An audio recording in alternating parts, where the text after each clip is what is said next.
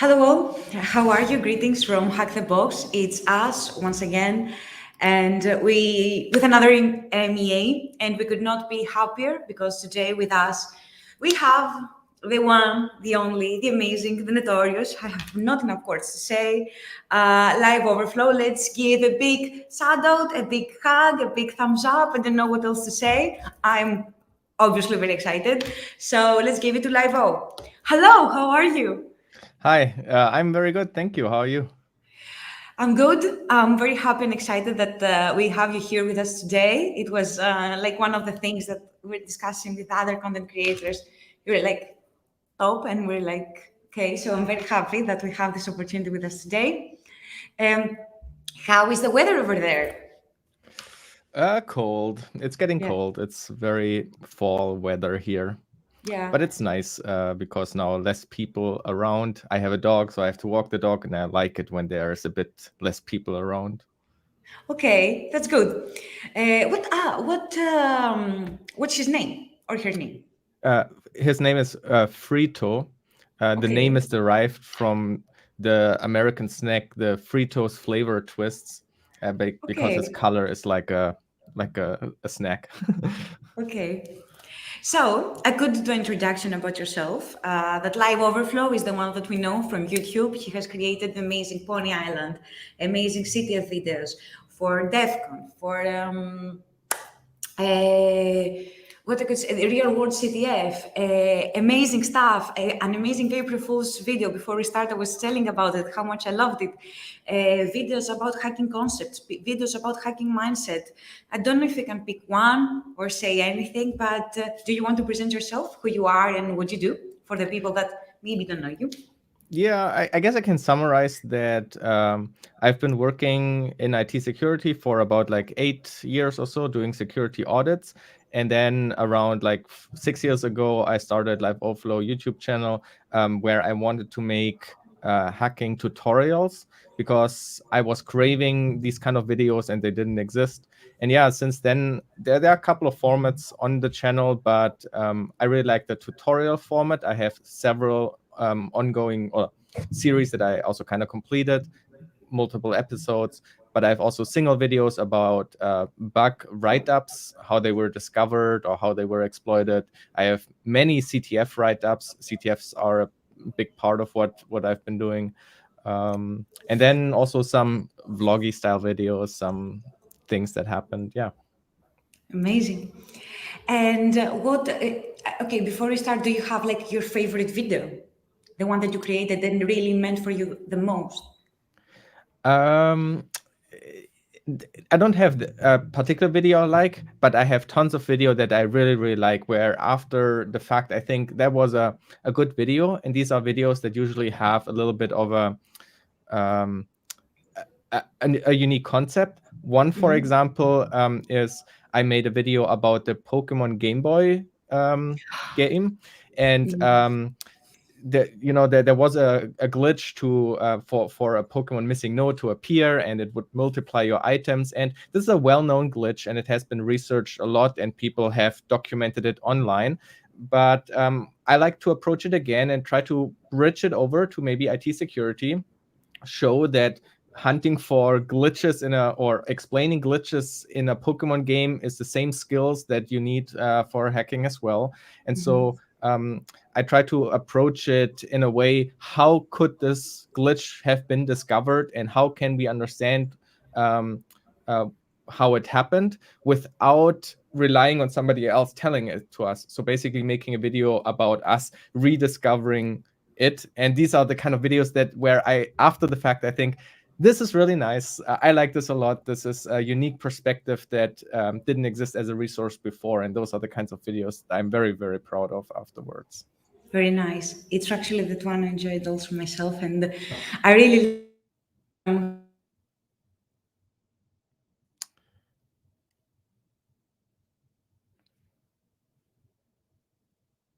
Sorry, you're cutting out. Okay, in case you hear me, I can not hear you.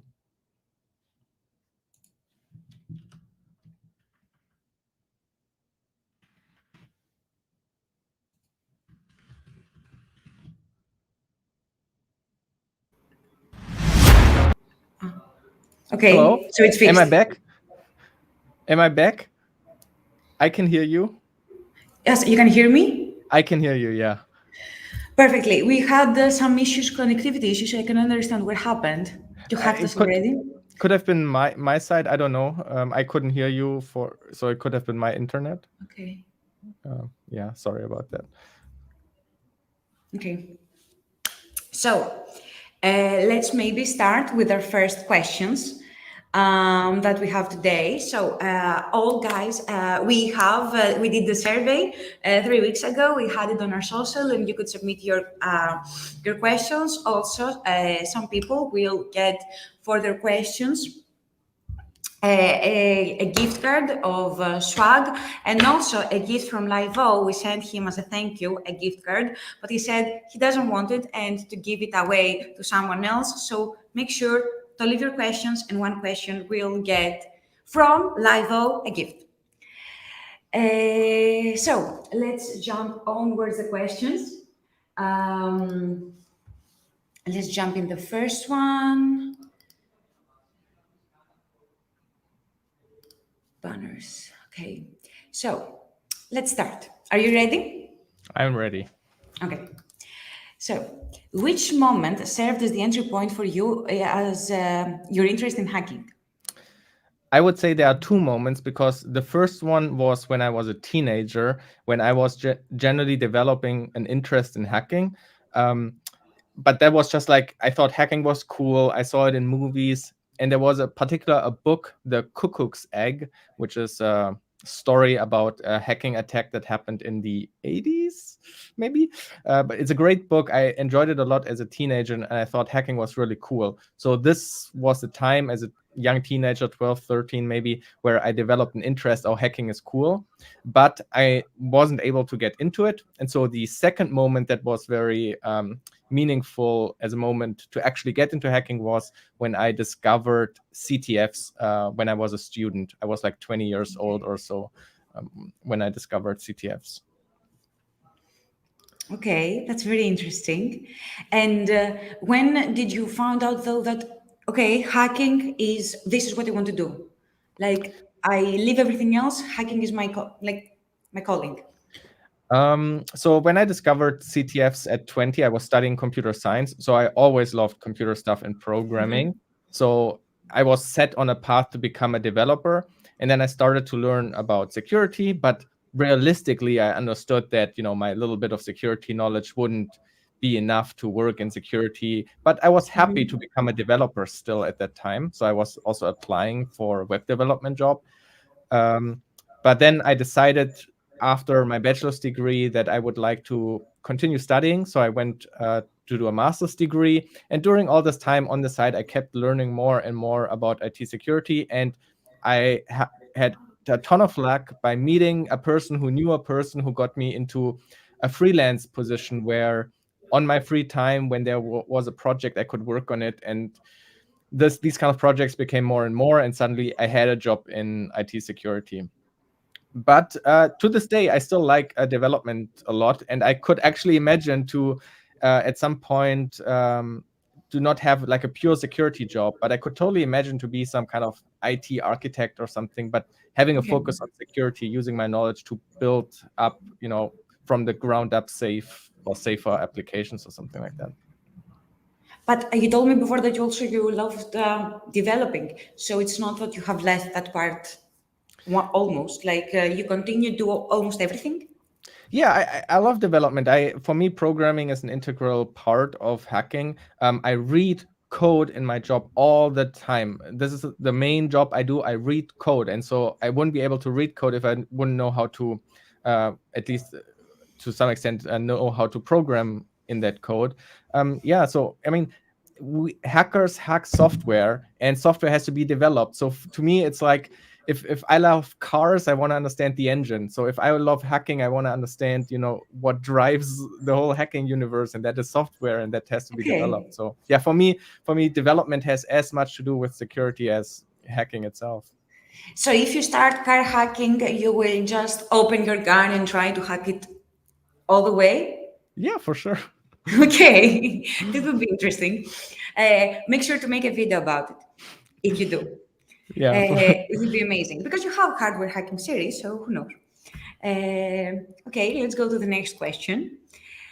What's one skill or concept you wish you could tell your younger self to learn? Actually, I don't really know what I would recommend because I'm very, very satisfied like with my path I had. There's nothing I would necessarily change. There's nothing I would say this was a huge mistake or you should have learned this earlier. I'm very, very pleased with how everything went. So it's hard to say learn this concept first. But maybe I could say and reinforce things I'm like proud of my past self to have done, and that is stay with like development, do programming, learn about how websites are built, and learn these programming concepts. Because now that I focus more on hacking it, I still use the experience and knowledge about how stuff was built, because I always think to myself, how could this have been built and what could have been the mistakes? And so I'm very happy that I stuck with programming for such a long time. And I worry that maybe if I had like discovered security a bit earlier, that I would have tried to jump into security earlier. Straight. Yeah. And I'm very, very happy having that programming knowledge. Okay, but if it was okay, that is a concept and a skill that has to do with with knowledge. What if it is a soft skill? If you had to choose a soft skill to have younger or to teach yourself younger, what would that be? Okay, so the other thing is I always love to do presentations. One of the important soft skills, I think, for hackers is how to present their things well at conferences, but also now the modern format in videos, some basic editing skills, some basic ways to make it just look a bit nicer, some basic principles. These are important things, but in school I loved to do presentations. I was always, I mean, maybe they weren't great, but I feel like when I was a teenager in school, when I was young, I did already presentation skills and so forth. Then there are other skills like networking and small talk that I'm not particularly good at. I wish I could be better at it, but I also don't know how to learn that. So yeah, if you can practice and be better at small talk is great for networking, and I'm really bad at it, but I also wouldn't know how to tell my younger self how to do that. I have a tip though, if you want. Leave the apartment. Are you saying I should go outside? Well, no, it's not. Actually, it is similar to what you said. I had to do a presentation at my previous work, and I was very anxious because I had to do the tech presentation, but to present it very detailed in a very low level so everyone understands. Plus, it will be tons of people, and I was like assistant level, I don't know, -100, and it was like to the whole company, so I was very anxious. And the thing that my manager then told me that fake till you make it. Say it again and again and again and again. So he asked me the same question again and again until I became fluent with it. So exactly fake it till you make it. And about small talk, because I also get very anxious when I speak with people. You might have understood that in the past. Ask them questions, because everyone is interested and always open to speak about themselves, at least at specific topics. So if you are not comfortable speaking about yourself, you don't know what to do, ask. Like, what's your job? Okay, and what do you do there? That's very interesting. And so, well, that helps a lot to get you out of your shell. This is what I can understand. Because otherwise, there are many times, my friends can justify, I just sit around in the corner or at some stairs alone. And it's not very nice. But yeah. Well, see, there's maybe the difference. I like to sit in the corner and just watch the people. I don't mind that I don't talk to people, but it certainly helps grow your professional network, helps to get a job and so forth. So sometimes you got to force yourself out of that corner to, to get opportunities and everything. I agree. Next question. We do like half LiveOverflow MEA, half life coaching today. Right. Balance. Okay. So looking back at your hiking journey so far and the progress you've made on the way, what's one thing you could do differently? Okay. As I said, like I'm very satisfied with my path that I that I took, and there's not necessarily a mistake I would say I made or so.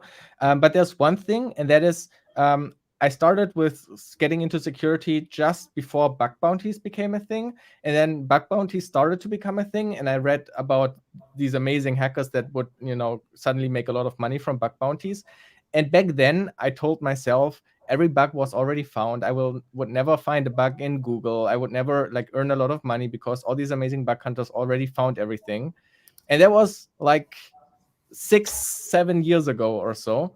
And today we have still bug hunters finding tons and tons of bugs and making lots of money. And that was just such a huge mistake to back then tell myself I shouldn't even try.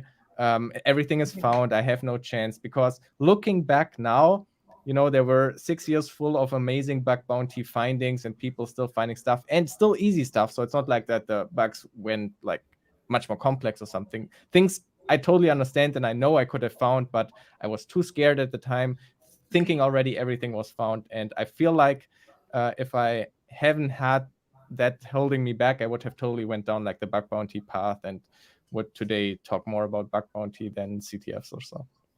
Okay, but that I think that doesn't stop you in order to do that. That is also from a Google CTF. I told you, I'm very proud. That's why I wear it today. But why don't you do now more bug bounties? Well, because now I have the same thought. Every good bug is already found. It's getting too hard, and I wouldn't find anything. It's still the same thought that's holding me back.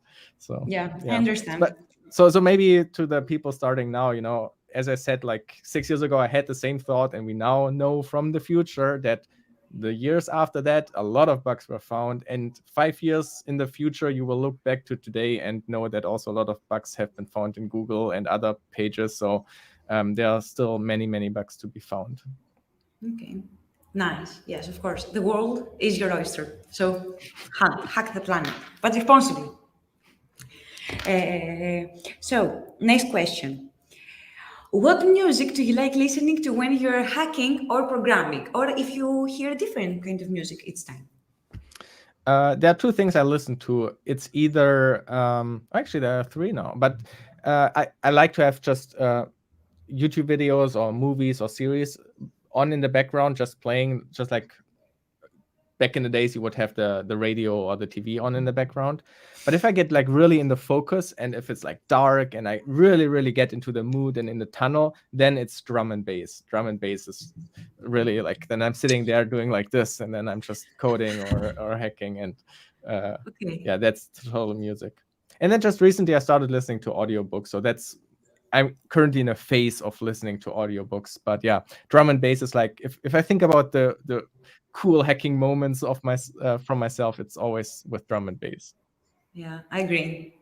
Drum and bass the best, because also it can help you focus. Even if you're in the office and you listen to, because it has a specific beat, it's almost like it's programming your mind to be here and present to what you do now. Although they think that it's very loud and you cannot concentrate, it actually does the other. It zones you out from anyone else, and you just concentrate there. Yeah, and it's not too complex with the melodies or so that they would be distracting too much as well. So it's just really a mood. It gives you the right mood for the moment.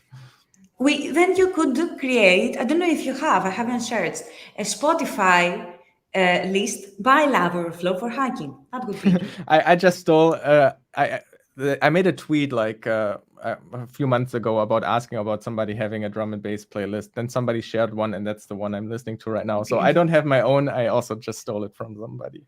Okay, me too.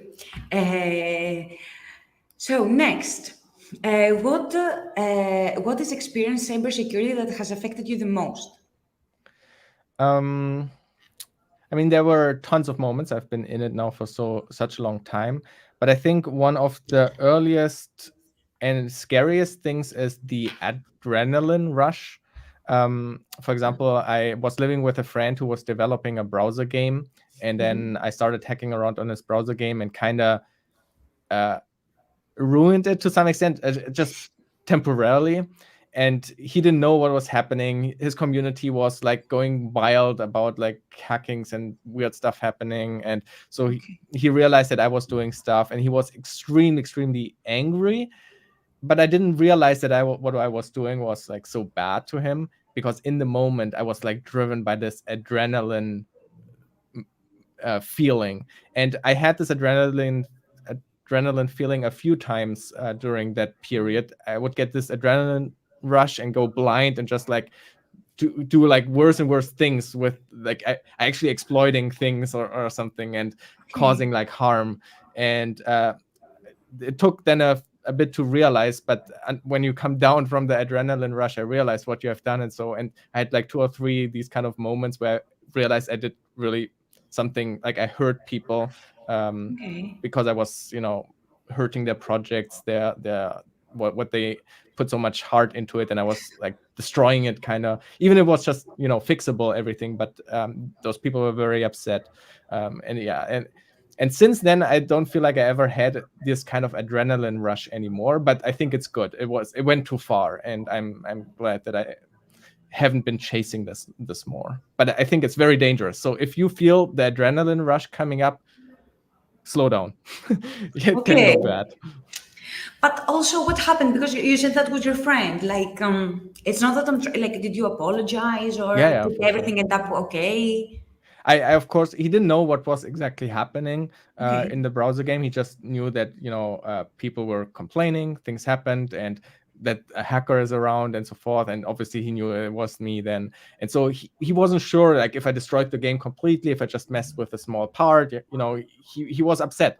He didn't know what was happening. But so of course I explained to him what exactly I did and what the bugs were, and then we spoke, and everything got cleared up.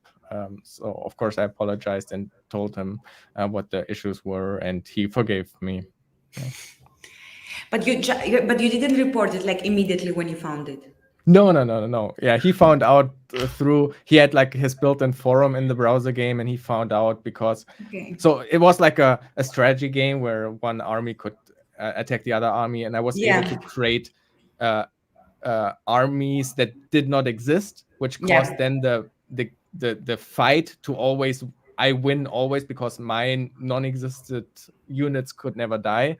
So basically I would always Okay. win, and they would see in the battle report that there was these unexisting armies being used and so forth. So they didn't, like, they went crazy, of course, and he just noticed that things were going weird. And yeah. Okay. Interesting. I love that you're honest at least, and it's good that you're also yes. It's nice to have the adrenaline rush, and every time in everything in life, count to five maybe to understand. I'm also very impulsive, so I have to do it myself. But yeah. Next question. Okay, so do you remember the first security flaw that you found? Oh, very nice question. And what was it? So there's the first security flaw I experienced myself, and this was when I was an old hobby of mine is like pen spinning, doing tricks with pens. And back then there were competitions at small tournaments, and I wanted to program a website where people could compete against each other. And there was a comment section, and somebody found an XSS, but at the time I didn't know what an XSS was. It was just weird to me. So this was the first like security flaw I kind of got in contact with. But the first security flaw that I actually then found myself was SQL injection. So at the time I was doing web development, and the old style of making SQL queries with the string concatenation. So SQL queries were a very common and widespread thing. Yeah. Okay. And now that you say about your first security flaw, do you remember your first video that you created? I mean, the first videos I created were about were binary exploitation, about basic buffer overflows. But these were, of course, not issues I found in a real software. They were in a in a test application. And then the very first CTF I played was also binary exploitation. That was also a basic buffer overflow. Okay, that's very nice. And if let's say so, if you play CTF now, what is your go-to?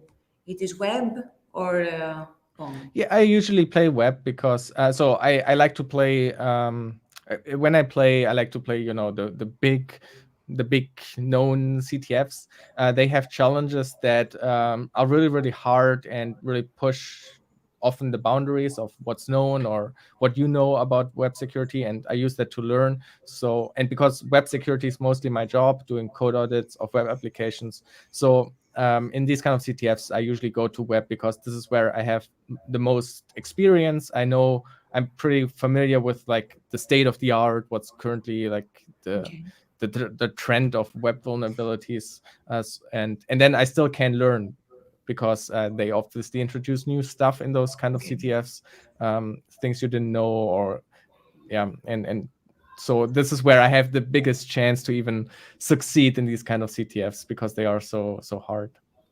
Okay, that's interesting. So you find the CTFs educational. Mm-hmm. Very I much so. agree, because if you're a pen tester, I love the thing that you did with the pen testing. Yes, that when you're a pen tester, you cannot always know, because you do sometimes same around technologies, but through CTF, because they say a lot of for our content also that is very too CTF. It's not very too CTF. That the fact that we have not seen it doesn't mean that it will not happen. So yeah, absolutely. thank you And for justifying it. Another person. yeah, and it's very important to me to play CTFs with my job because you can get very complacent in your job. You get paid to look for vulnerabilities in a client's application. They pay you because they don't know what kind of vulnerabilities they have. They pay you to do a good job in trying to find as many as you can, or as many weaknesses they have.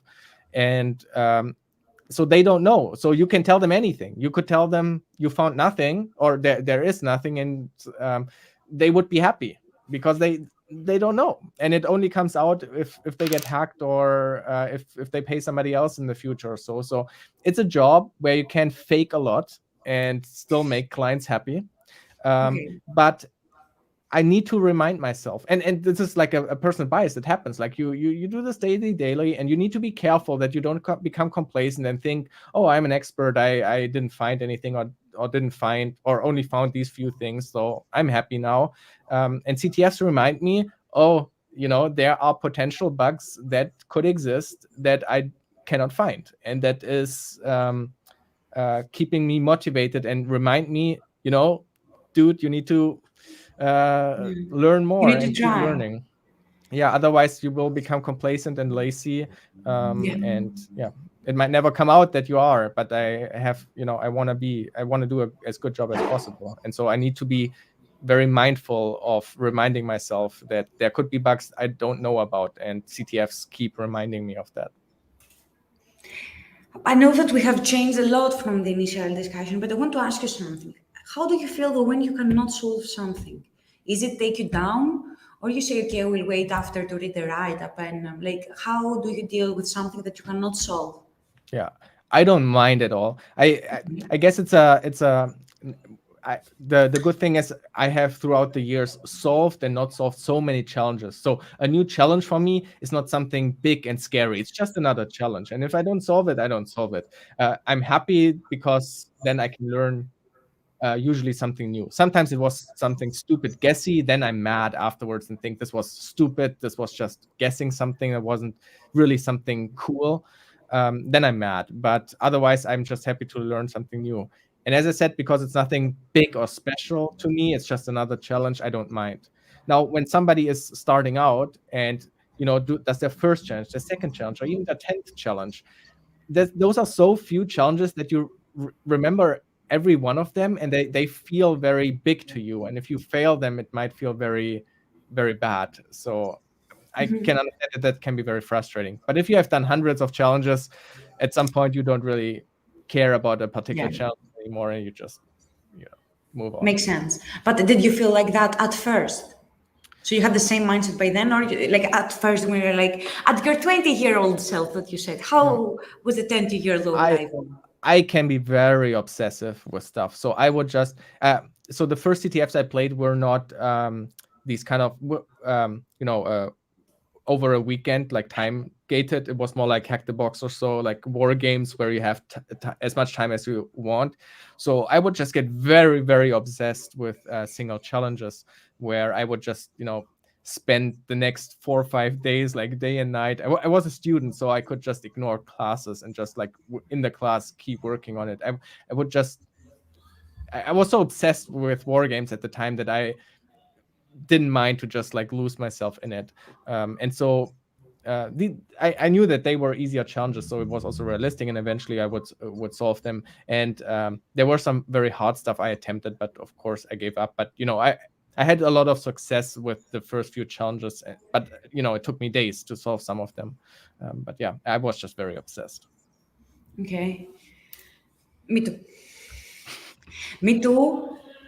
Ah, and if I could advise my younger self, it would be to, I don't know, to feel less bad when you do not achieve something, because no one knows everything. You will never be the best. Just try, just learn, don't get frustrated. It actually works the opposite way. Yeah. So, yeah. And you can redefine what the success is.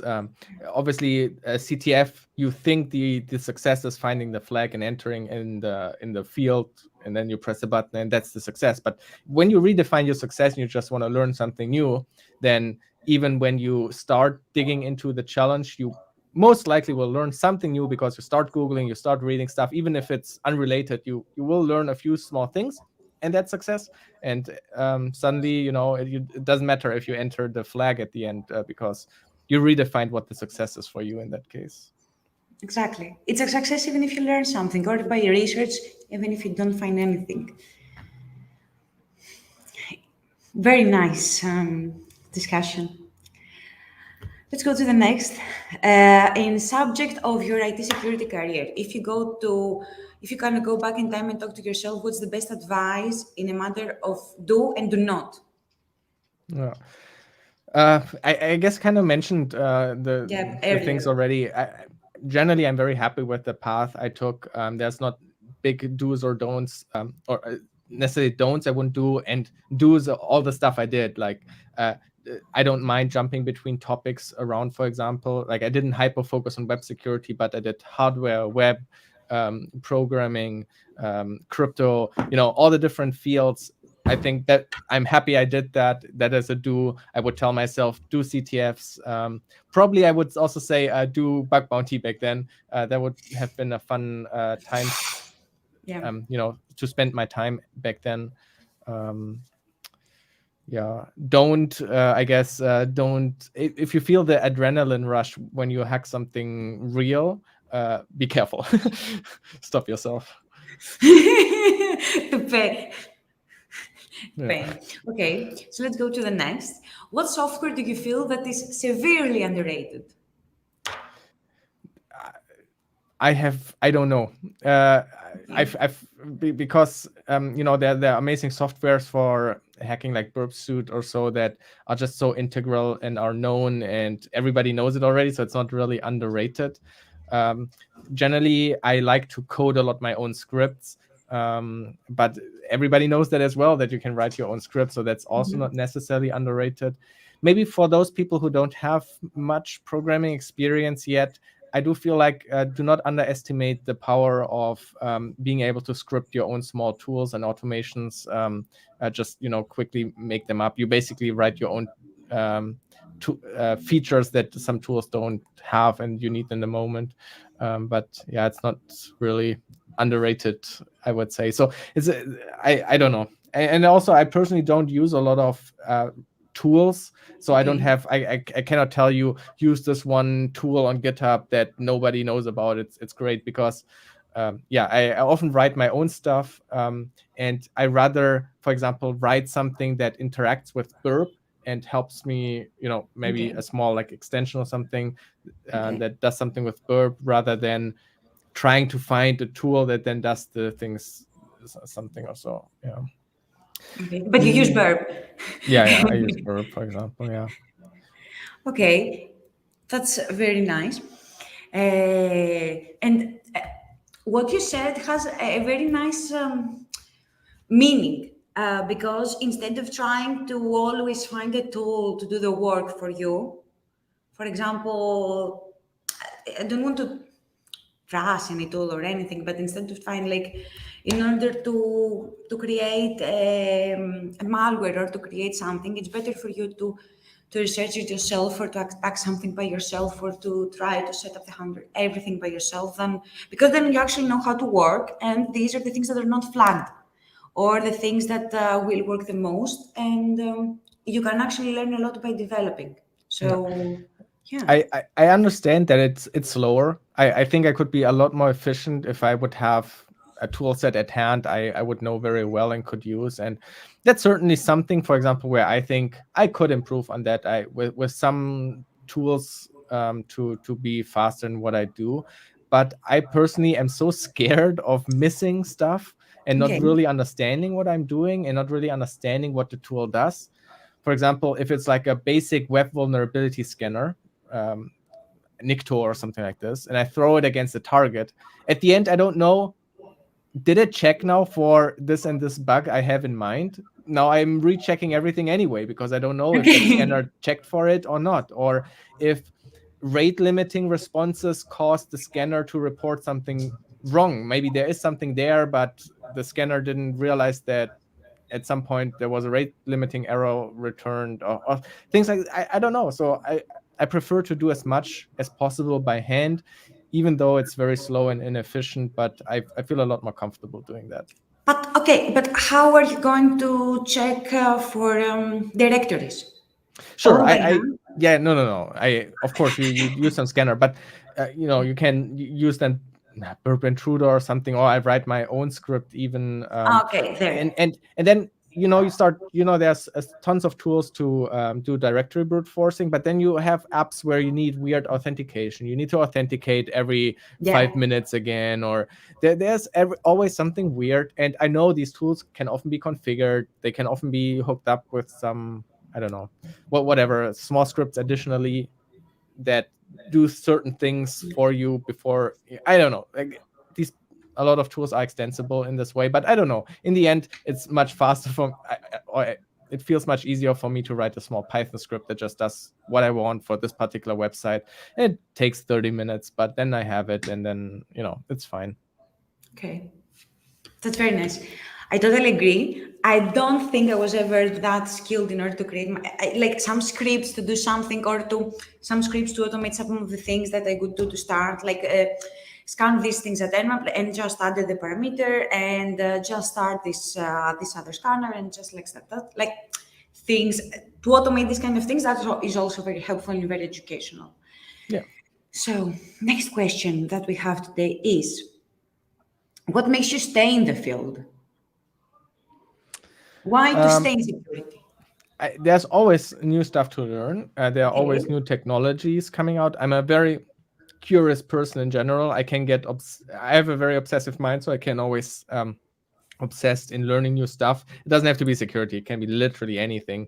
Uh, just recently, I've been, I don't know, I got into camping videos, and now I'm learning about the forests and weird plants and stuff like this. It's just things catch me, and I'm curious. And this field is amazing because it's so fast changing, and you can be constantly curious and learn new stuff. There's so many different areas. I like to jump between different areas of security, and there's always new stuff to learn.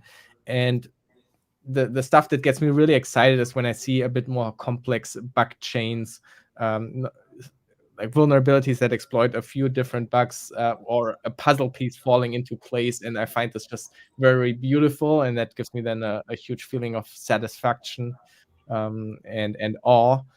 And yeah, those are the kind of things that keep the flame up, so to speak. Okay, that's very. I totally agree, and it's something also. I know it's not for me this EMEA, but it's like there seems a feeling here in the heart that without it, something is missing. Like if you love a candy a lot, or like a dessert or something to drink, it's something that you really need. I don't know. At least for me. So, what place will AI have in the future of InfoSec? Uh, yeah, I don't know. So first of all, I don't think that AI will do any kind of like automated hacking or AI therapist. yeah, anything crazy like that. I do. There's like one thing I think where it will have impact. I really like the idea of GitHub Copilot, automated code generation. Basically, I do think that there are a lot of like coding patterns that are always the same, and a tool like this I think could really help even less experienced programmers to in the end write good code. Of course, it will also introduce bugs. Of course, it will recommend buggy code as well. But I do feel like there's a future there where smart code is generated in a safe way.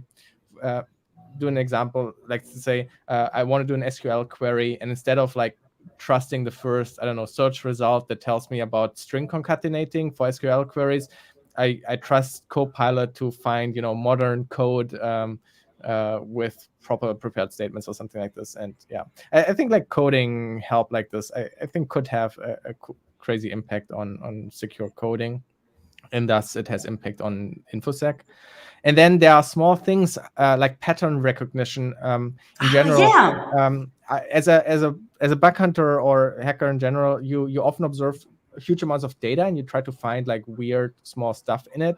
So for example, when I run in burp, I run intruder, basically just fuzzing a parameter, and I fuzz a particular parameter with weird inputs. I then start looking through the list of all requests to notice weird stuff, and then I use sorting by Error uh, code. so sorry.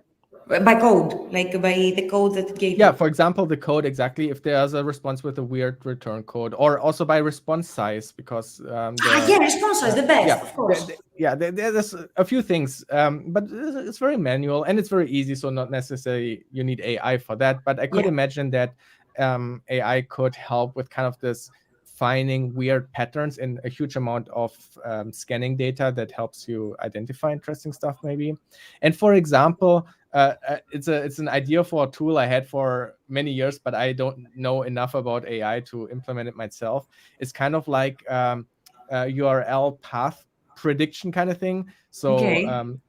we have directory lists and you can just throw Yeah. scanners, but an AI could maybe learn to make up URL paths and parameters based on a huge data set of known stuff, where AI could automatically try to generate the most likely next directory name or parameter name Okay. for this, and then maybe it could be trained with the application itself. So while the application is scanning itself, it can learn how programmers were choosing the parameter names, and can Okay. then predict, oh, if programmers use this kind of pattern for names, then likely this could be a proper thing.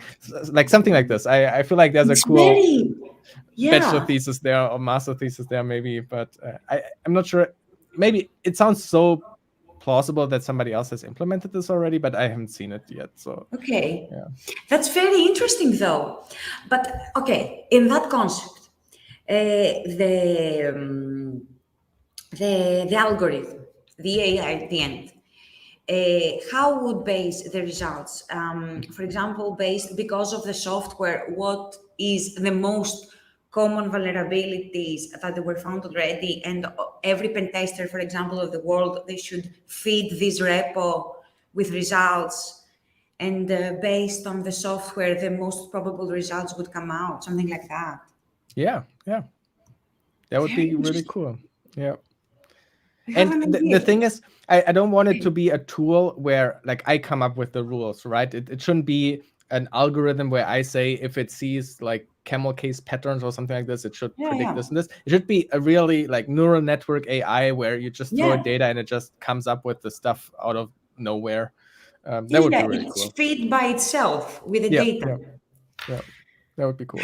Interesting. Well, we have a huge analytics team also, but everyone from here, if he's an AI master or anything, make sure to being live overflow for to create this together. So, another question. I'm currently learning cybersecurity, and I was wondering, are there any non-cybersecurity related classes that we really that are especially helpful to cybersecurity? Interesting question. Yeah, I think communication as a broad sense, but it could be, or it should be, writing skills, presentation skills, and sorry, basic video editing. I think being able to communicate your findings well is extremely important. A lot of the, there are a lot of frustrations, for example, in the bug bounty community, where reports get rejected and so forth. And then I read those reports and I sit in front of it and think, I'm experienced. I do this for 10 years and I do not understand what you write in your report. How do you think a triage understands what you write? Okay. So I think a huge important skill, and that will help you to succeed in the industry, is when you are able to write and communicate very well about your bugs, or make small videos, editing, understand, and this the important aspect of that is being able to emphasize with the reader, putting yourself into their shoes and think about what is really the important information I have to give so they can reproduce it and so forth. Yeah, I think that is a skill that you should focus on. Yeah. And also, I know that is not a skill, but I see a lot of people that are focusing on chess now. I don't know if it's just us, but everyone in the company is playing chess. They were Yeah. playing, yeah, everyone. So I don't know how that helps because I don't know personally, but I see everyone is very passionate about it, and that is very distressing, actually. And why I think I couldn't do it ever, because it's like you have to wait for the others more. While you're gonna pen test, it's just you and the machine. Right. So that's Yeah, interesting. I guess maybe a bit of like strategic games in Yeah, general, to have the time to think, like round-based games where you have the time to think, where you need to have a strategy, where you need to react on the strategy of the opponent. I guess that can like practice your analytical skills and thinking ahead, exactly. and acting on new information and things like that. Yeah. Another question, the next one. How do you keep up with so many different fields of cybersecurity? Is just by playing CTFs? Mostly, I would say it's Okay. CTFs, and of course write-ups that exist, and people do bug write-ups. So on Twitter, once in a while, something interesting flies by. And then, of course, now I'm also working for so many years, and our clients, like the cool stuff about the clients I have is that we do not have like the big old dinosaur clients, but we have like young startups, and so they are always cutting edge with the technologies they use, which means there's less information about those kind of things online, and so you have to make up your own kind of new threat surfaces. You have to uncover like what's the threat surface for this kind of technology and so forth. And so it's also kind of like doing your own research, reading the source code of the technologies that your client is using to understand it better and so forth. So it's a mix of playing CTFs, reading what people write and share on Twitter, and just doing it yourself on the job because it's necessary in the moment. Now that you said reading, do you read hacking books? No. No. I've Okay. I started reading the Hacking the Art of Exploitation many years ago, but That, yes. I I have a can hard remember time. that. Yeah, Yeah. I have a super hard time reading. I'm too impatient for reading. That's why I have like TV stuff running in the background when I'm working on the PC. I need like input all the time, and reading is too. I don't know. I just can't get myself No, into. no, no, don't worry. For me, at least, I can completely understand you, and you get impatience also at the end. So you just want to go Yeah. through and understand what's going.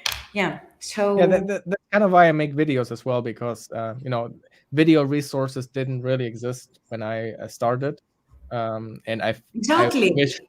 wish there were video resources, so I just started making them myself. But okay, I know that it's another question from one, so we will remove this one. How did you decide to start YouTube videos and teach cybersecurity? Because I think you're the pioneer, and you were, I think, the first. I guess the first serious one. There were always like people Yeah. experimenting, of course, before, but so for example, more like the first I know about, because otherwise, if I would have seen somebody else do it, I would have just watched their videos. I wouldn't have saw it myself. But there were a few things coming together, but the most impactful one was watching GeoHot playing a CTF live and Okay. streaming himself, and looking over the shoulder of a professional was uh, so incredible to me, because I've never seen this before. I never had the chance to look like a real hacker over the shoulder how they work. And so Okay. seeing that for the first time was for me an incredible learning resource, and I just was craving more, and it didn't really exist.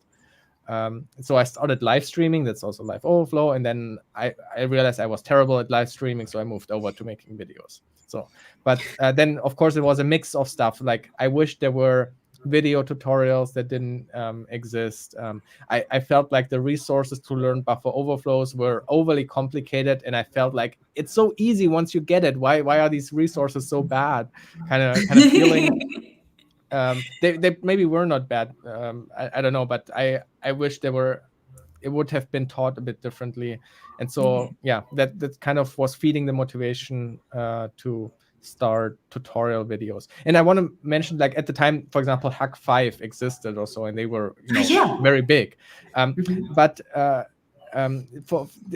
it wasn't the hacking I was looking for. They did some basic tutorials like how Metasploit works or how to run Nmap. But what was missing to me was really like the more like security research, how the bugs really work, exploiting really detailed the bugs, understanding buffer overflows, and like a bit deeper, a bit more technical, not necessarily like the bit higher level tool using stuff. Interesting. So you took matter to your own hands and you created this. Nice. Uh, and I love this question, the next one. As an experienced CTF player, how you keep yourself motivated when you're burned out, if you burn out? And thank you for your contribution. Yeah, I just don't play then CTFs. Okay. The general advice I always give people is just do what is fun to you, because that kind of worked out for me. I just do what is fun to me, and when playing CTFs is fun to me, I play CTFs, and when playing CTFs is no fun for me, I don't play CTFs.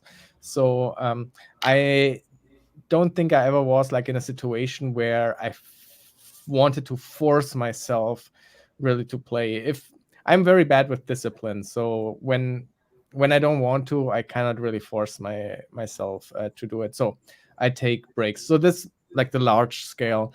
In a small scale, like when I'm sitting at a CTF and I'm losing a bit motivation or I get frustrated, then I just take breaks. I'm an adult. I live alone, so I have to cook.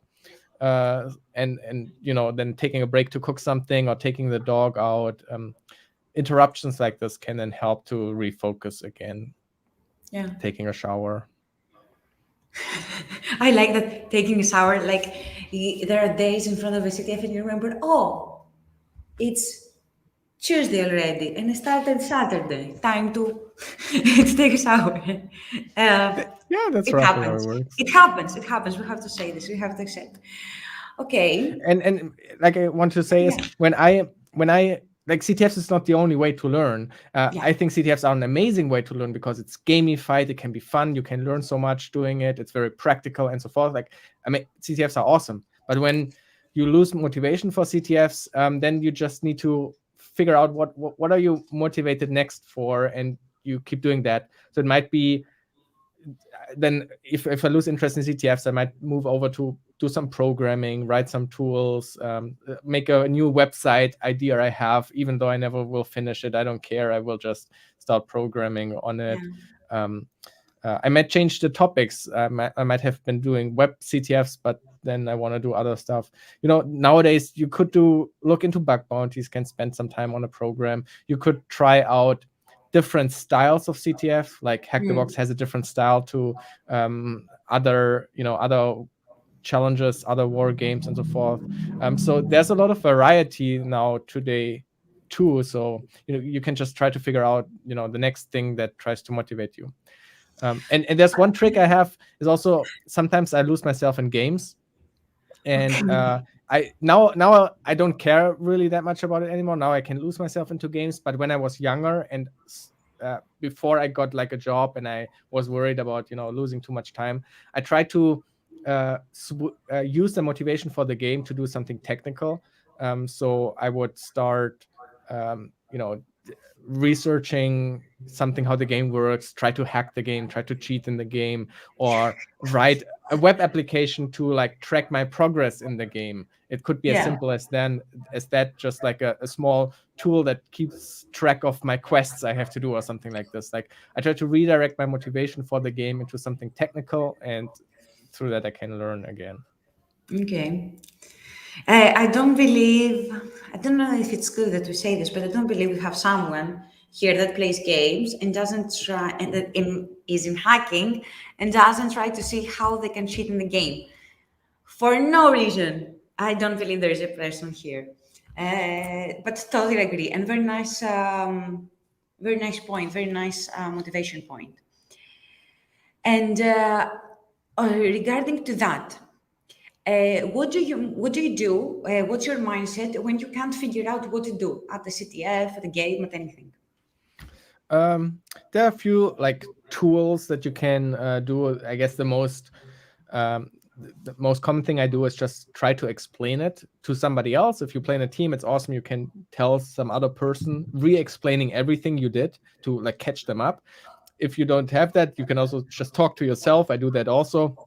Just like, okay, refresh, let's start from the beginning. And I just really loudly speak out what I was doing, what I was observing, and what kind of information I derive from whatever I saw or so. Just like reiterate everything from the start, because sometimes I might have missed something. And yeah, programmers might know it. It's called rubber duck debugging, where you Okay. kind of like this the idea where you have a yellow rubber duck, and you just speak to the duck and explain to them your bug, your issue, and Okay. then maybe by explaining it, you find the solution. So yeah, it's this restarting again, reiterating, going through everything and speaking it out loudly, like really thoroughly explaining it as if another person would have to understand everything now. And that really helps to figure out what you Yeah. missed. And then it depends a little bit on what you're working on, of course. For example, if you have source code available, the data flow is important for how data from the input leads maybe to something insecure. So when you have maybe been looking for where data is coming in and where it goes, you could turn it around. You could look for vulnerable places that could be interesting, and then you start to look how could something reach that, like changing the strategy, how you look for stuff. Okay. But it depends really on what kind of technology you are hacking on. But yeah, a change in strategy is another thing. And then That's very taking nice. breaks, like Yes. as we talked, cooking or taking a shower, to take a step back and let your mind just let the gears turn, and maybe an idea plops up. And actually, something that it helps me at least, I don't know about the rest, like try to draw it. Like Yeah. try to sit down and put it in a paper and understand what you have done, what you have tested, where like try to create a map. I don't know, sometimes it creates a map in my mind of what I have done, what I Yeah, need. drawing actually is a really good tip. I find myself a lot Yeah. drawing, especially when you have more complex system where data is like, especially like browser and server, for example, a modern authentication flow with tokens. There's a lot of or auth also. There's a lot of back and forth and redirection to where tokens are passed to and whatever. Without drawing that, it's almost like impossible to kind of get a grasp on what's happening. Exactly. So yeah, Exactly. Like a flow diagram. yeah, yeah. Yeah. Exactly. So another question about YouTube.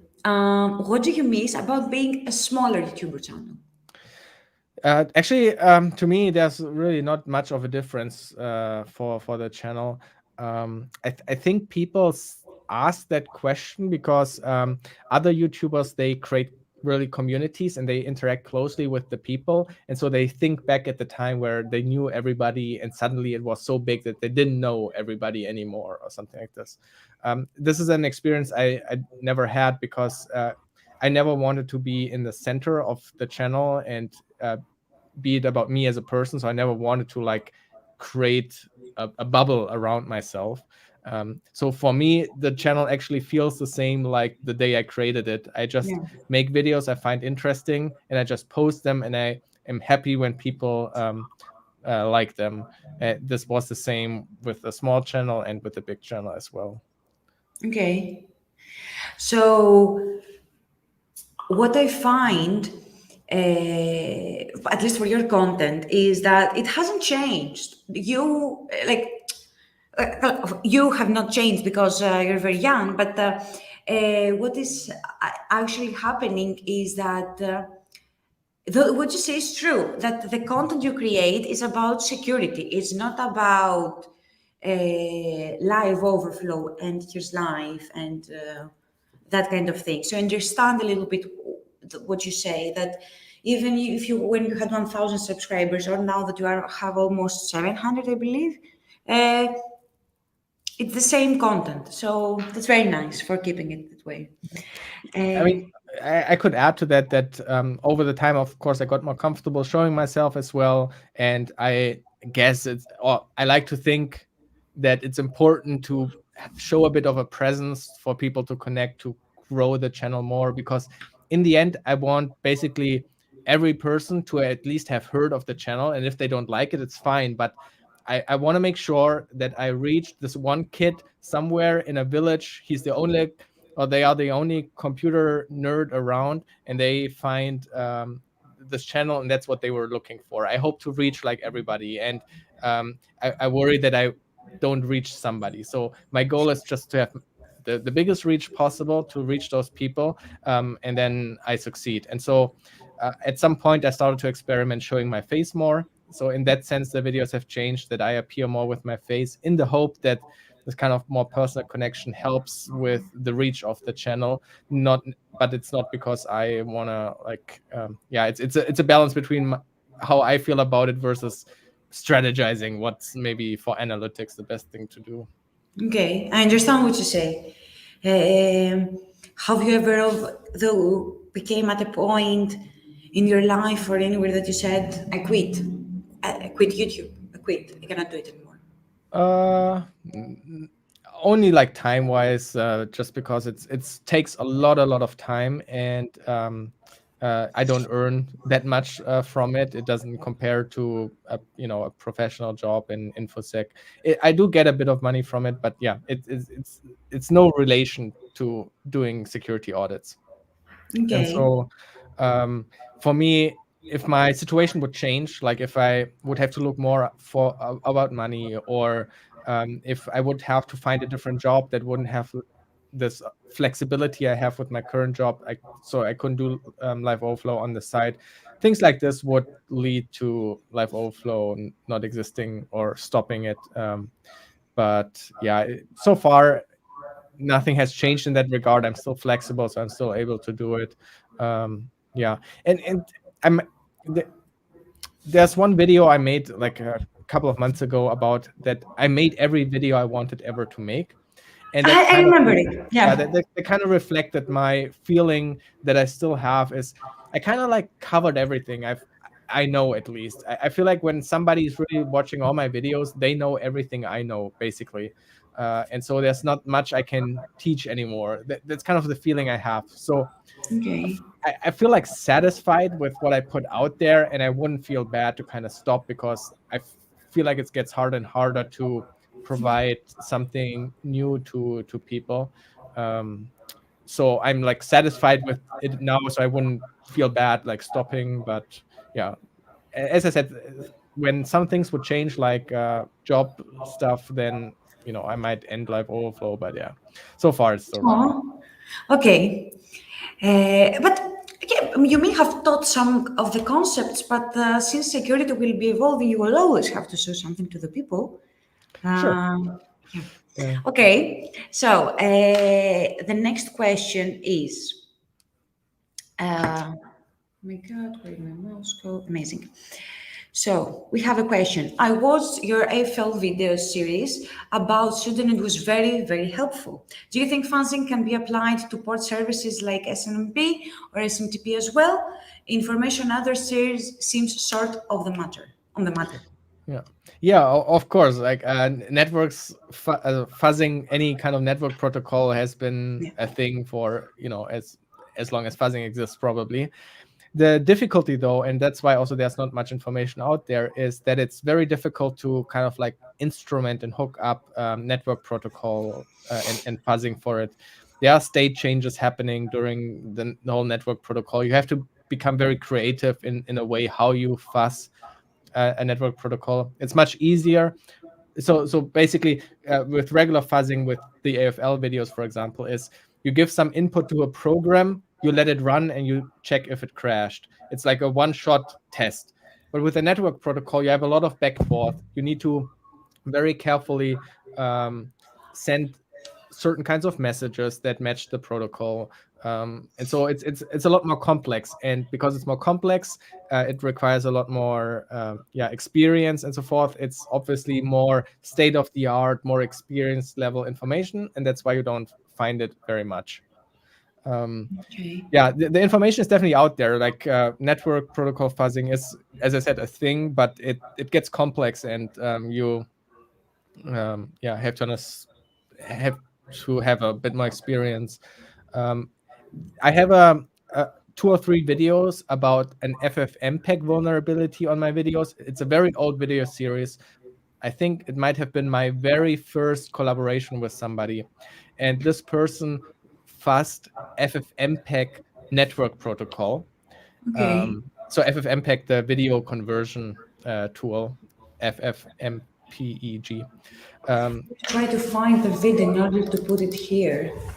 So it's like 3-part video. So, and this person did FFmpeg network protocol fuzzing, and they had a very clever idea how they did that. And so that is a video I could recommend to you, some ideas. But the thing is, there's like no easy solution. Like, there's not a tool here, throw it on it and it will fuzz this port or something like this. Or maybe it kind of exists, but you reach a level of fuzzing where you have to be creative how to instrument it and how to work with it. So this information doesn't really exist because it's very experienced stuff. So maybe you could create that stuff when you learn about it. I want to have more experience level tutorials out there as well. So I would be happy if people make videos about something like that. It's a video that you created like 5 months ago. No, it's very old. I can share it really quickly. Okay, yeah, maybe we can leave it maybe here in the chat for everyone, but very, very interesting. And I can send it in the YouTube chat. yeah, of course, that would be amazing. So these are the 3 videos that are related to this. Okay. So, thank you for the amazing info. And another very techy question is, do you think apps, internal browsers have been an unexplored attack vector? For example, Facebook's browser. I don't think that they have been unexplored. I think they are definitely an explored attack vector because it is an attack vector. Generally, I guess what has to be understood is that usually they or generally like on a mobile app, they integrate the native web view. So it's not like a custom browser where you could like fuzz and hack it or something. It would be on iOS, for example, basically Safari that you're interacting with and so forth. So from that sense, the browser itself is not really the attack vector, but how the internal browser is integrated with the app, it could be.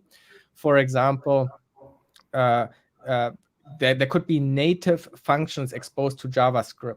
And so a website opened in that internal browser could maybe call special JavaScript functions that directly interact with the app itself. And so that is an attack surface, an input attack surface that you only have in that browser against the app itself.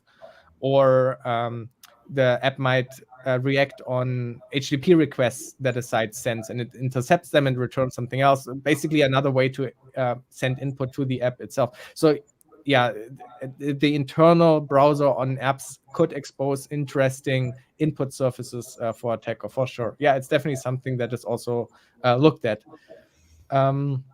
For example, some games, some MMO games, they use actually HTML and JavaScript to make the interface. It's very common nowadays that games use really HTML and JavaScript for the interface. And when you have a checkbox there, you could uh, maybe use XSS, for example, in the chat box of the game. And then Okay. the interface obviously has to interact with the game, right? When you click on like an item or a skill in the bar, it's all HTML. So when you click on it, some JavaScript method has to interact with the game to say, use that skill or something. So now there are JavaScript functions to talk to the game, and now you could call these functions obviously from your Okay. XSS and cause havoc. I'm not sure. I haven't been like super into it, but I think I heard that the New Worlds game, for example, had these kind of XSS type issues in the um, yeah in the game where you using the chat you could send XSS payloads and then again access these native functions to crash the game for others. Or Okay. yeah. So yeah, it's not unexplored, but it's, I guess, an attack vector that maybe some people don't know about or think about, and so that's certainly an area where bug hunters can maybe spend some time on. It's definitely a more obscure or interesting Yeah. attack vector. Yeah, that's very nice. And another question is, how do you choose a topic for research or going deep into it? How do you approach it? How you decide what is your like your next thing to learn? Yeah, so it's either CTFs or work. So either a CTF challenge introduces me to a new technology I don't know about, and usually CTF challenges are well designed, so they direct you to the goal. A very good CTF challenge does that. So in a CTF challenge, it might be very clear that there's a certain library is used, and so it means, okay, I gotta have to research this library now, and then maybe uncover something interesting that I can use for the CTF. And the same thing happens at work.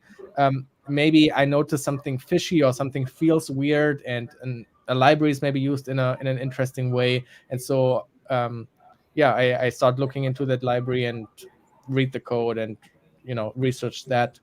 Or they use a new technology that I haven't seen before.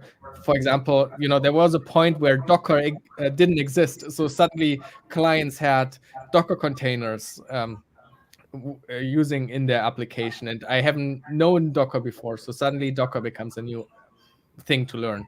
This was obviously a few years back, but yeah, new technologies are introduced by clients, and then it's obviously my responsibility to start learning about them and trying to find security relevant things about them so I can then do a security audit for it. And okay, and what is the latest thing that you started researching, like the newest technology, like the most recent one, on something that you started yesterday? Don't know. Yeah, that's a good question. Okay, let me think, because there's so much technology stuff I now need to think back, because it's kind of like something very natural and normal that I look into libraries of client applications, of course, but I'm trying to think also if there's like something like bigger. I guess the biggest research area for me was going a bit deeper with Docker and especially the networking, how ports are exposed and services are exposed, and how you can reach other things maybe, and how you can isolate them from each other. Because when you have a more complex setup with a lot of microservices and single instances, and you do this maybe for security reasons because you want to isolate those things, and then suddenly you realize they are not isolated at all because the Docker networking doesn't even support it in that way or so. And yeah, suddenly Okay. you understand like internally a bit more how the whole architecture works. I think this was the biggest topic I was looking into. That's very interesting. And how is it going as of now? That research over there? So sorry. How is the research going over there? Oh yeah, no. That this I completed this, so I realized that things were not isolated, and then I was able to do things with that. Actually, another thing I just remember, this is actually very just this week. I have very little experience with Windows, and I'm Okay. currently looking at a Windows regular like native application, and Like it's the client, you mean? yeah, just a exactly, Mm-hmm. and it's doing stuff with the registry, and now, for example, my research question was, is it possible to lock down the registry entry so that only the software itself can change it, and that no other software, or for example malware, could change that registry entry? And so I had to learn about how Windows uses security identifiers and how the permission system in that case works. And if maybe there are things could also change, maybe Windows has introduced something where signatures of the process are used. So maybe the software is signed, and so when it Mm-hmm. changes in the registry, you could say only with my signature I'm allowed to change it. Is that something that Windows supports? Or so this is just a research question. I don't know. And so Okay. far, I'm still in the middle of that research. But so far, for example, I think I've learned. Maybe somebody else can correct me and tell me. But so far, I've learned that this is, for example, not possible. The only permission differences is that you have to kind of like create different Windows accounts, like service accounts, and then they basically are the isolation then, but it doesn't work, for example, on a process level. That's something I think I learned. Hopefully somebody can correct me, but yeah, that's, for example, Okay. something I'm just right now digging into, and I have no clue like what's possible or not. Well, actually, that's very interesting. I don't know. It's very good. It's very nice. It's very good for like it's food for thought, Yeah, and it's yeah. For example, and just maybe to explain the context, I'm a bit more experienced with macOS, and on macOS, applications and processes are signed.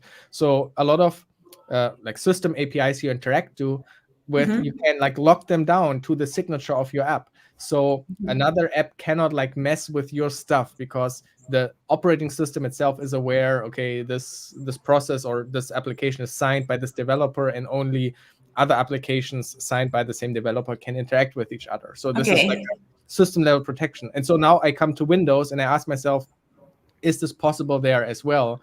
Can I, does Windows care about like signatures of processes to lock down the registry entries for that process, for example? That's like a research question I came up with due to my experience with Mac. Nice. Whoa. Whoa. I cannot wait to see a video like that. That would be very interesting. Or Yeah, maybe your research in a tweet or something, the result. Please send it. and yeah, Yeah, tweet it out. yeah. It's so in the end, like it's not really so security relevant or interesting to most people because it's a very specific use case. This one app really wants to make sure the registry entries cannot be changed by a basic malware. That's kind of like the threat model there, and it's very rare threat model. That for most apps, it's probably doesn't really matter or so. And so yeah, I need to research that to be able to have a good answer for the client. Okay. So interesting. Let's see how that goes, or if we have anyone that is actually working on that right now. It would be nice if you want guys to comment it or maybe Yeah, actually I share mean, the video. hopefully we have a Windows expert who can just tell me, you're such an idiot. Here is how the signature stuff works on Windows. Here, this works actually. That would be Let me ping awesome. someone from our team that we have that is a Windows expert. Where is Mr. Ben when you need him? I will ping him later and he write the comments. So the next one and last is: have you ever thought of starting your own cybersecurity company?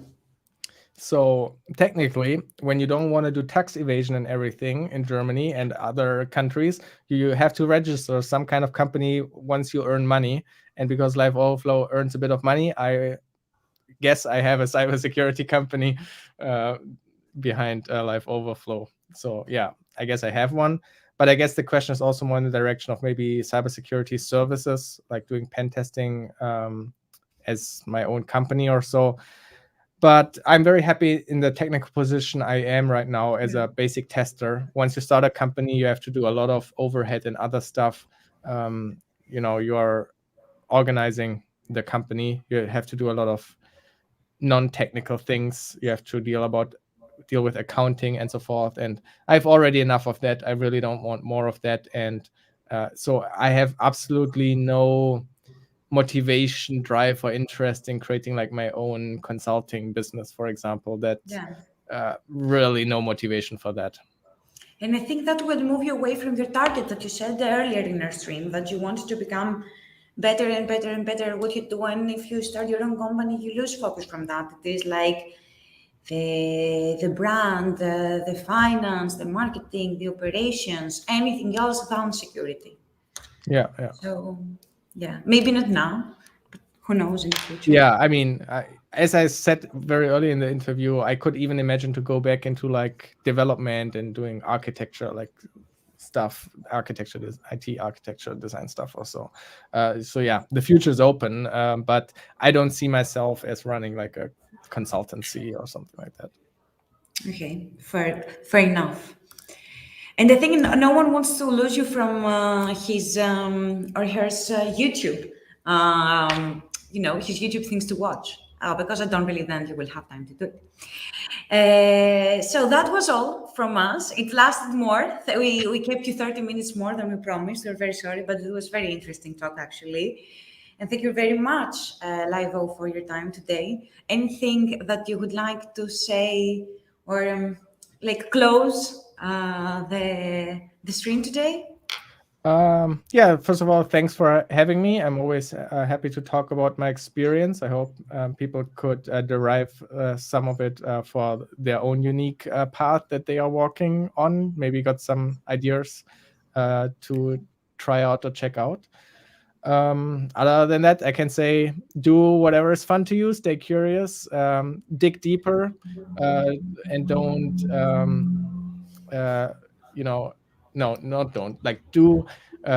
dig deeper and look into the stuff, how things actually work, and then do that more. That's very nice. We have an answer. We have someone saying in the comments, have you looked into Parcel's registry access rules? You can lock registry modifications to certain Windows account, not up level, but closer. Yeah, that's what I was saying. What I figured out was that it's like on accounts level, you could create like a service account or something like this for the app, their own account, and then they could like lock it to only their own account or something like this. But yeah, it's not on the app level. That's matching what I learned so far. Okay. Yeah. That's so interesting. Thank you for your time today and for your talk. We look forward to see how this research is going. We will be waiting to see a tweet or something about with the necessary evil. So thank you very much. Have amazing holidays because they're approaching. Be safe, be happy, be healthy, and keep. That just reminds me, one more thing I want to say: get vaccinated, please. German corona numbers go insane right now, and it would be really great if everybody would get vaccinated. Thank you. That's very nice. And to be honest, I totally agree more with you. We need to be able to go back to real life again. So totally agree with you. Nice message there. Thank you very much. Wish you all the best. Keep rocking. Keep up the amazing work. We cannot wait to see more amazing videos. Bye, Livo. Yeah, thank you very much. Yeah, have a good weekend. Bye-bye. And that was all, guys. Thank you very much for your time today. Thank you for tuning in. Thank you, LiveOverflow, for your time, everyone. Yes, we really thank for everything. Everyone loves this talk. Guys, stay tuned. Amazing things are going to come up soon. Other interesting interviews. And we really want, and we cannot appreciate the opportunity we had today. Stay curious, have fun, and we wish you to be safe. That's all. Bye from me.